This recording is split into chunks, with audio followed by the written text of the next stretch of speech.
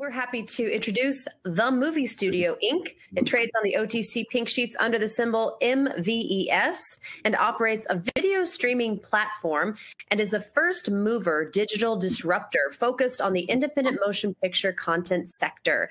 Joining us is Gordon Venters, CEO of The Movie Studio. Welcome, Gordon. Thank you so much for having me. All right. Well, whenever you are ready, you can start your presentation. Very good. I'm Gordon Scott Venters, the president and CEO of The Movie Studio, symbol MVES in the over-the-counter. Here's our sizzle reel 2021. You can't hear it.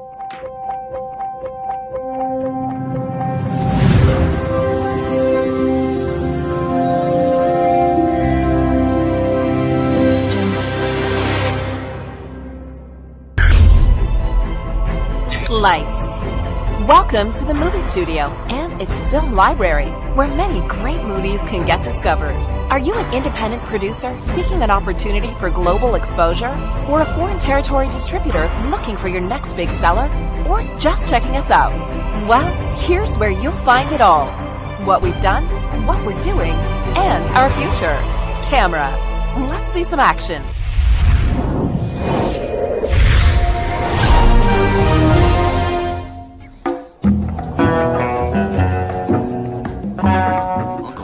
From a long time ago? He's trying to show me he's sober.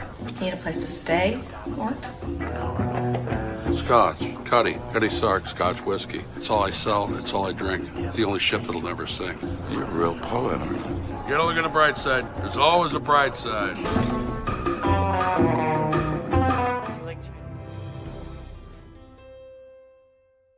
Daddy, it's Corey. Mom put me in a halfway house. Priority place. Please, you have to come get me, Dad. I love you. That's the great thing about dancing. It shuts the whole world out. That's what using was like for me.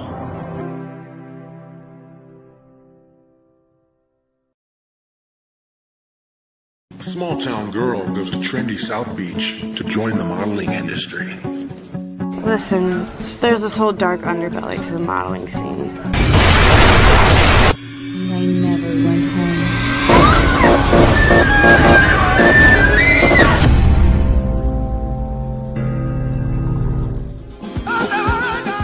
Mom, I have made my decision.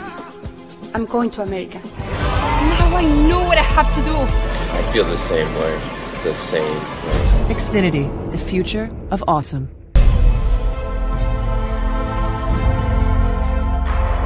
The Movie Studio's history is provided within our website. We now invite all producers. Join with us and list your films so our global sub-distributors can gain immediate access to monetize your masterpiece. Now, watch this.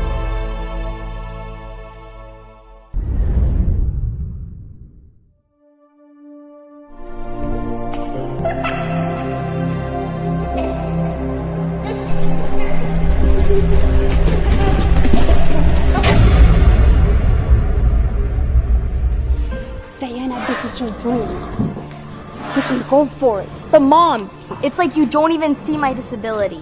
There is no such a thing as disability. What you have to do is to believe. We got the code. Yes, and you want to name the cult Pegasus. Pegasus. Straight. So, You ever been here before? what is this place? Which one of those are you? I own the place. Split his head!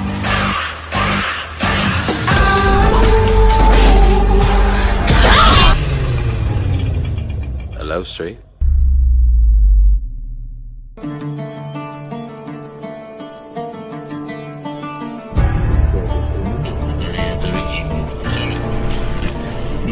Remember, no women, no children. And that goes double for you, Psycho.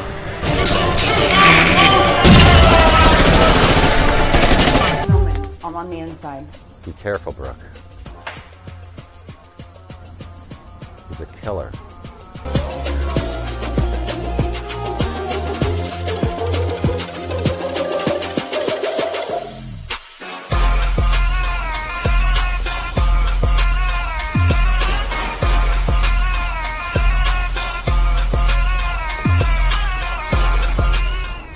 coffee time. Don't worry, everything is under control. Get this bomb off me now!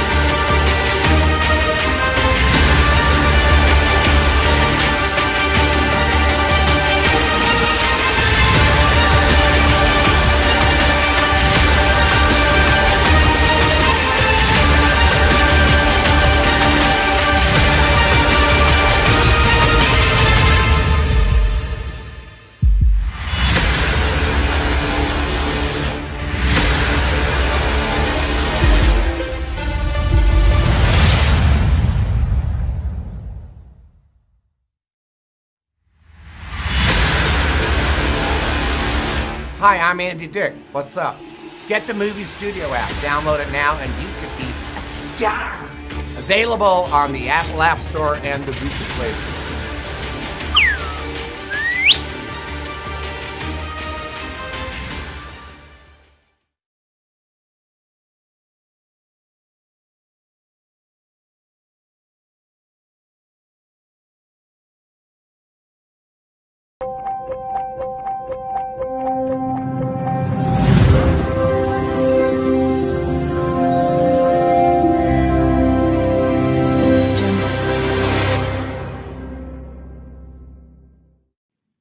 Hi, I'm Gordon Scott Venters, the president and CEO of the movie studio, over-the-counter stock symbol MVES. We're happy to be here today with Emerging Growth and tell you about our revolutionary new video streaming platform. It's something completely unique to the video streaming marketplace where you can watch our movies, be in our movies, and you can sign up for free. The first core element of our Watch Our Movies component is AVOD-driven, advertiser video on demand, which means you don't have to pay, and SVOD at your election of $2.99 a month if you elect to pay to watch the movies without ads. The next component, Be in Our Movies, is groundbreaking. It gives people a chance to be in our upcoming feature films where they can log on to our app that's currently live in the Google Play Store, and they can do an audition submission where they can watch the movie trailer, the feature film they want to be involved with. They read the line for him or hers, and they do a video submission. And by doing that, it takes them to our paywall, and they can upload a video selfie of themselves that ends in our Dropbox. If we find out that the talent has talent, we're happy to include them in our next, what we call movie-sodes. And what those are is our groundbreaking manufacturing method of how we manufacture feature films in abbreviated content with a lot lower capital expenditures than traditional linear manufacturing, where we'd have to have people in trailers for months at a time. And with the pandemic, of course, that creates a much larger barrier to entry. So we think we've got a groundbreaking app platform. And as we go on with this presentation, we're going to talk about the other locomotive in our vertical, blockchain technology. So as we talk more about it, we're going to talk now about how we go to the next square, which is, have you ever thought about who's actually watching and making a profit with your movies? The big locomotive streaming companies, whether it's Roku, Netflix, Amazon, they've now become studios in their own right. And of course, you have major companies like Pluto being bought by Viacom for $330 million. And you also have Fox purchasing Tubi Television for $440 million in the middle of the pandemic. So when you look at global ingestion of content worldwide, it's at a platform where it's never been larger with a bigger footprint. There's actually talk now that the theatrical window of theaters will come secondary to video on demand streaming. The benefit of video on demand is you get to watch what you want to watch, when you want to watch it, and where you want to watch it on whatever device is at your convenience or you want to sling the content to. So our company is in a perfect position to take advantage of the second tier of the digital revolution, where it's opening great new opportunities to have your own video streaming platform, which the movie studio has, and compete against much larger corporations. Here's the facts on video on demand worldwide. The footprint is massive. Okay, you've got double-digit growth going worldwide on video on demand, and it's something that we've never seen before. So as you continue to have the footprint go larger, the facts are on the screen, and they'll be there for you to review after the presentation. Okay, our unique platform that I just touched on called MovieSodes and our watch our movies aspect, this is the graphic interface. And if you go to the moviestudio.com, you'll see that the platform from an optics standpoint competes very, very strongly with much larger net market cap companies. So we think if we add additional content, where we currently have 250 movies on the streaming platform already, and we targeted major third-party content providers for aggregation of thousands of potential feature films on a revenue sharing process.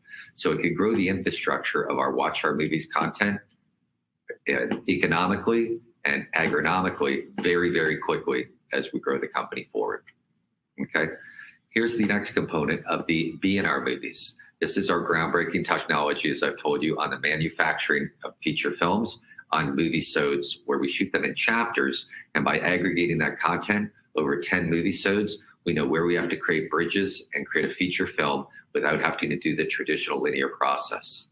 We have 2 movies currently that we're working on now, which is The Last Warhead, and we have Retribution, It's Never Over. We have a 3rd movie slated to move into the 3rd position, Pegasus, that we've already shot a great trailer on, and we like to aggregate content on that movie as well, using the movie-sode process as we roll forward with our unique business model. And in relation to this, everything is live on the Google Play Store right now, and if you go to the Movie Studio, you can download the app, and it's currently live in Google Play. So we're excited to bring this movie company forward to the marketplace under an emerging growth platform. And we're excited to tell you the last part about our vertical integration, where we currently open a 6,000 square foot production studio in the heart of downtown Fort Lauderdale at the Galleria Mall.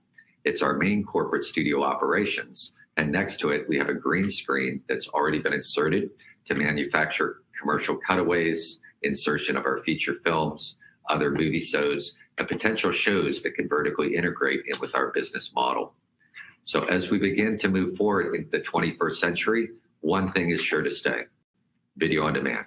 And the next thing is if you deliver it through blockchain technology, as we've just done by selling 3 markets using that platform, from Australia to Spain to other countries, if you look at the aggregation of content that we could move into that global landscape using blockchain, the capital increase for the company's balance sheet could be tremendous. So the model is completed.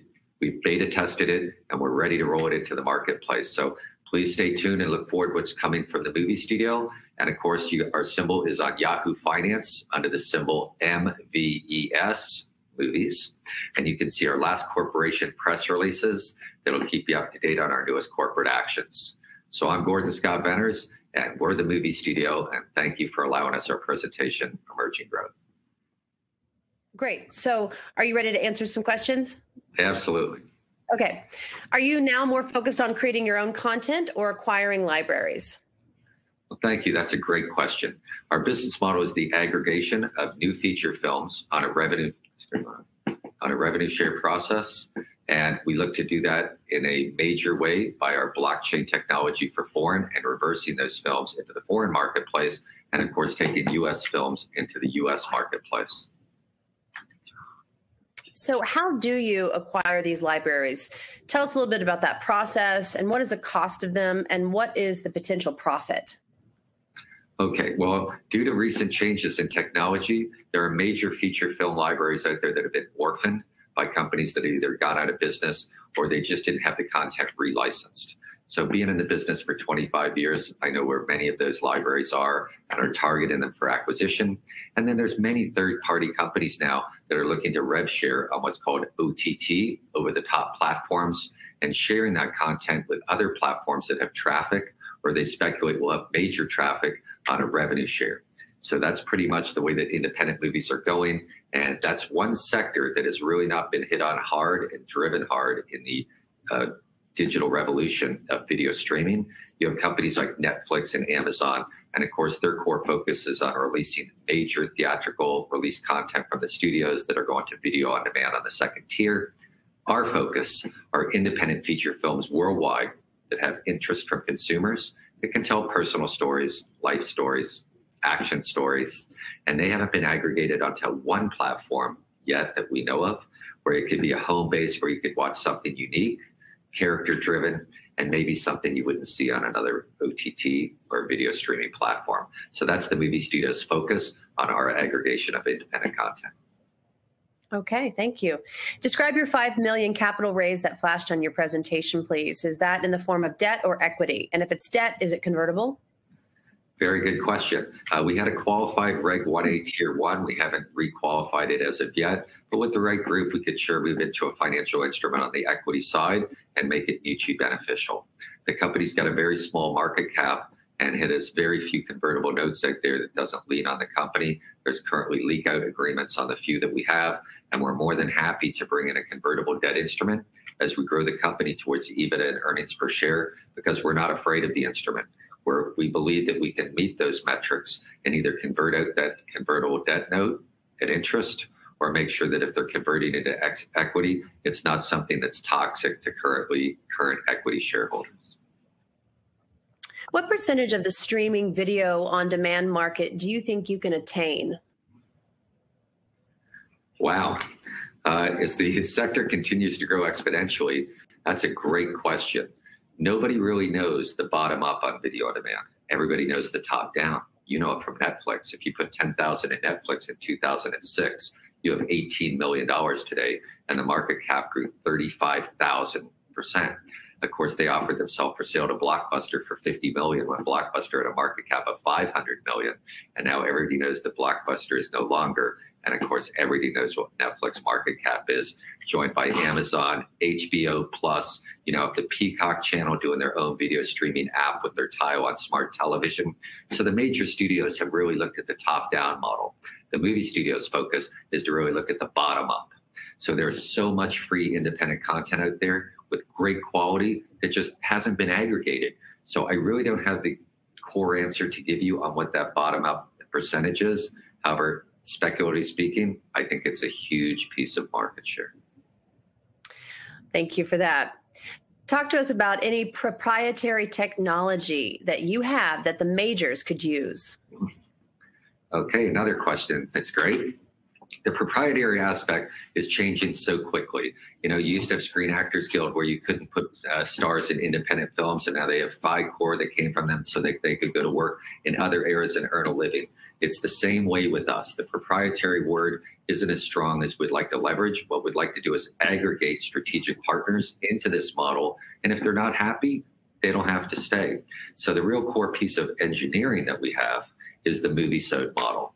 It's a way that movies have never been manufactured before. Being in the sector for a quarter of a century, I will tell you that the capital expenditures of making films, even independent films, is at a huge load on the front end by third parties that really bring not much economic value from behind the gate on making the films really look great. We've been able to alleviate all that capital load by a thing we call movie-sodes.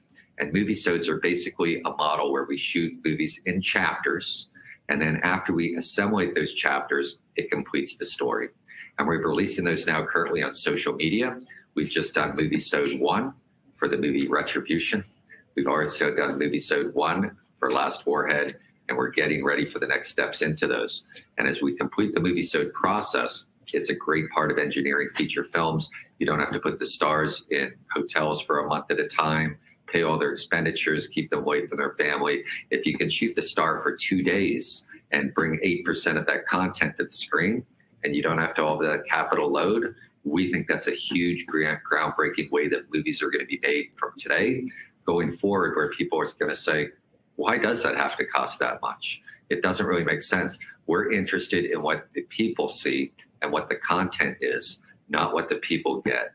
And I think that's really what the millennial model that we created brings. They want to know 3 things. And what's the ease of use on the app? The big question, why am I interested? And the last thing, what's the value proposition? So those 3 core anchors really drive our company's business model on the content and motion picture manufacturing side. So when or if the theaters reopen in full swing, how will that have an effect on your business?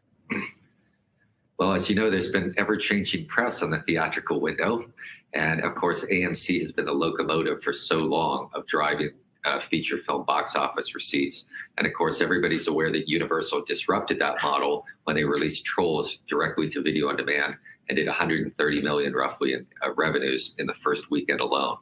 So as the pandemic raged on and people are looking for social distancing, with the theaters reopening, there's a lot of talk on Wall Street right now that the theatrical window that has been first for 100 years of feature films are going to move to the second position behind video streaming and video on demand, because it's not just home theater now, it's home theater now.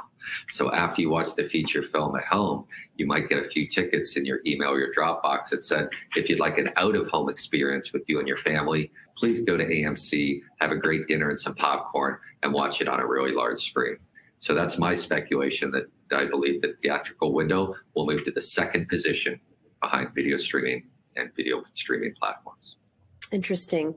Where do you see most of the growth coming from, the US or international markets? Again, another great question. I think that the US markets from a OTT, over the top, and video streaming platform is extremely competitive and saturated. There's hardly one video streaming company that trades for under $100 a share, which shows that those are already monolithic platforms that are either doing EBITDA, advertising insertion.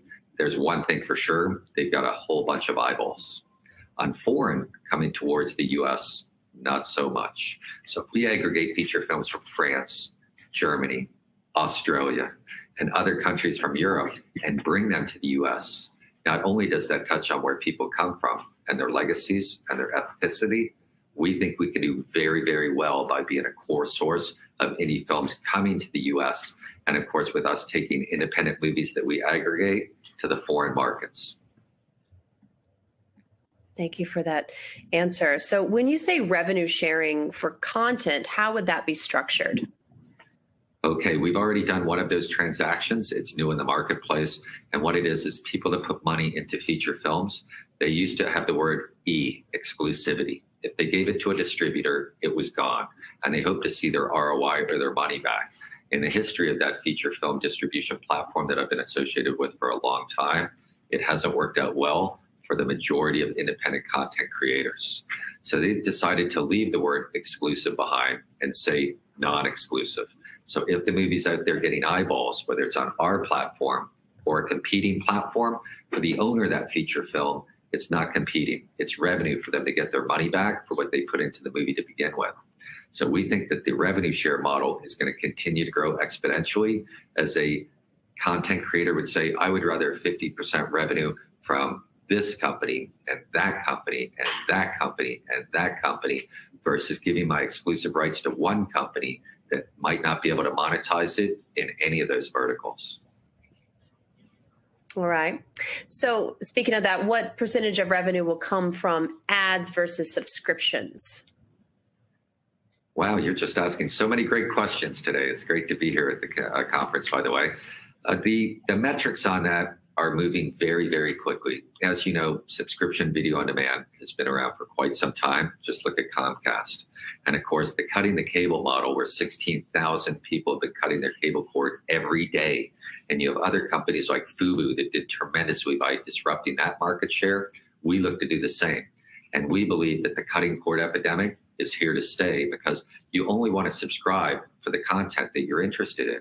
Now, if it's advertiser video on demand, you might step off the platform a little bit and say, okay, I'll give this content a period of try. And if I like it, I'll keep watching. And then maybe that commercial doesn't disrupt you so much to get back to what you want to watch, just like YouTube does. So the marriage of those two is what we've combined together, advertiser video on demand with subscriber video on demand, that if you like the platform and you'd rather be a subscriber and stay on for the long term, we'd love to keep your money, because obviously you're a customer and you like the content we're providing you. If you're not sure yet, step in for free and watch an advertiser video on demand. And so you have to watch a little commercial in between the break. It didn't cost you any money. So you're a little bit happy to experiment with what you're watching. What is your time frame to achieve a 600,000 subscriber customer base? Okay, well, again, that's forward-looking. And we believe that if you take a look at the 330 million US demographic on the rollout, it could be very quickly grown. There are many companies that have grown so fast on the scalability of consumers that use the app. It's all based on, again, the millennial model of ease of use, why I'm interested in the content, and what's my value proposition.